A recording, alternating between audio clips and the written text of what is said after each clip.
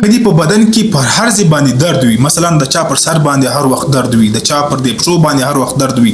د چا پر بدن کې یو داسې ځای وي چې هغه باندې همیشه دردونه وي، او ماته اکثره خلک میسیجان راستي چې مولوي صاحب یو داسې وظیفه راوښیي د قرآن کریم آیات یا په حدیث کې یو دعا راغلی وي چې همیشه موږ په بدن کې دردونه وي، دې دپاره یو دعا راته وښیه. نو غواړم چې دې باندې یو مختصره ویډیو جوړه کړم چې د ټولو مسلمانانو لپاره کافي سي. ګوره زه هغه دعا هغه وظیفه تاسو ته راوړم چې کوم د حدیثو په کتابو کې راغلی وي. نو چې کوم دغه وظیفه ده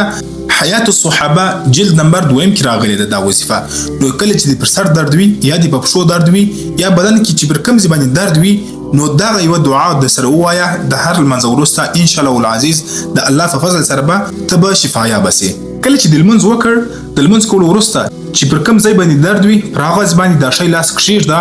او دا دعا ووایه: بسم الله وواري، وبالله بیا وواري، اعوذ بالله بیا وواري، وقدرته بیا وواري، من شر ما فيها بیا وځلې ووایه.